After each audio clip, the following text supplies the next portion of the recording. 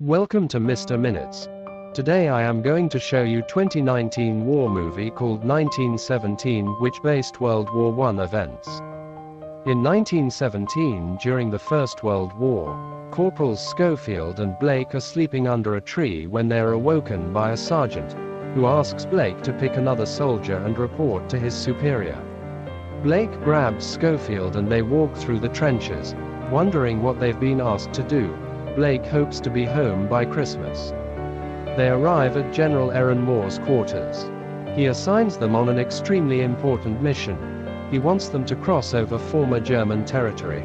They have retreated in order to get an extremely important message to Colonel Mackenzie, who is chasing after the retreating Germans in order to finish them off. Aaron Moore explains that this is a mistake. The Germans are luring the British troops into a trap, and they will be decimated. Aaron Moore has picked Blake because his brother is in the troop that will be attacking, and this mission puts his life on the line.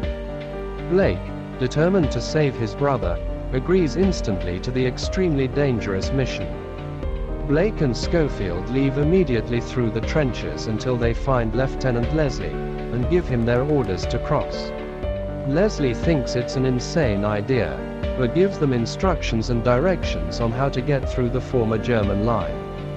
He gives them a flare gun to indicate that they have survived if they make it. Blake and Schofield make their way through the empty battlefields full of wire, muddy trenches, and then a massive super trench filled with mud and bodies. Schofield's hand gets caught in the spiked wire, injuring it badly. He wraps the injury and moves onward. Eventually, the two finally finish crossing the space between and arrive at the German trenches, which are empty and abandoned. They go inside the underground and find the German barracks empty and crawling with rats.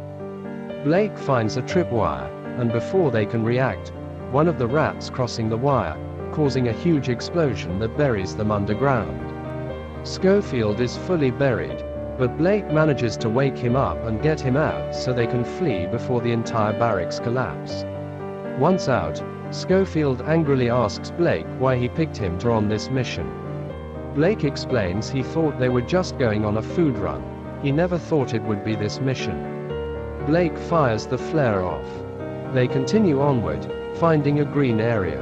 Schofield tells Blake they'll likely get a medal for this. Blake says it will be nice since Schofield lost his previous one. But Schofield tells him he didn't lose it but swapped it for wine. Blake is shocked he didn't take the medal home, but Schofield tells him he hated leaving before. The two come upon cherry blossoms, which Blake knows because his mother has an orchard where he and his brother picked cherries.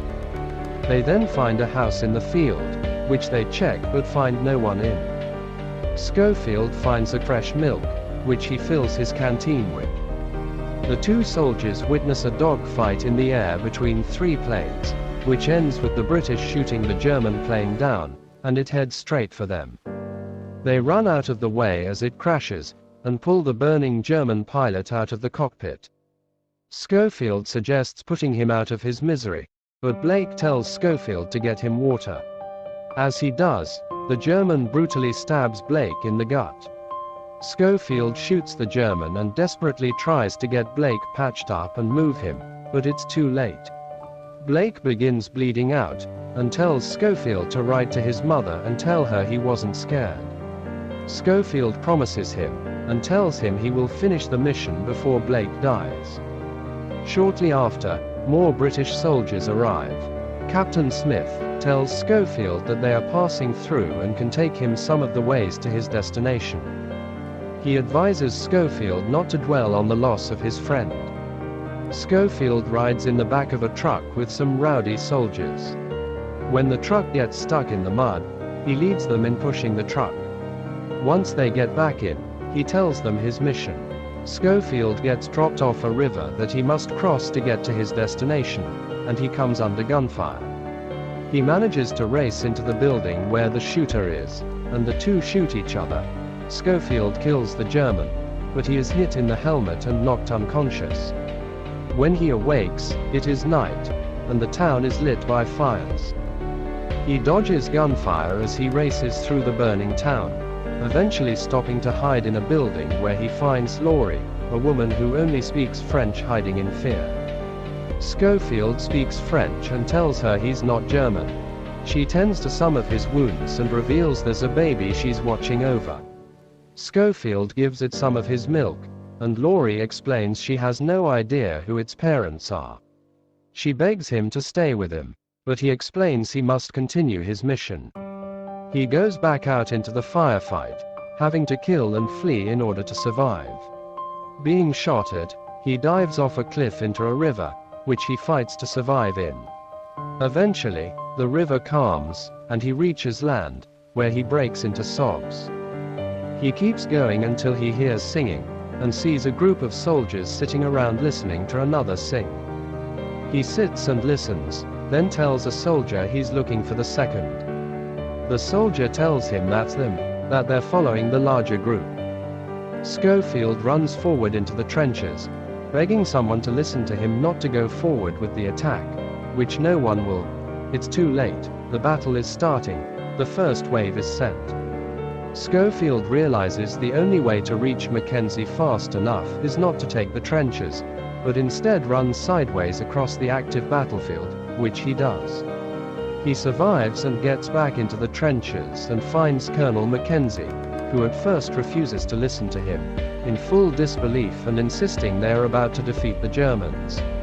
Schofield pleads with him to read the letter, which he finally does, and he orders his men to stand down.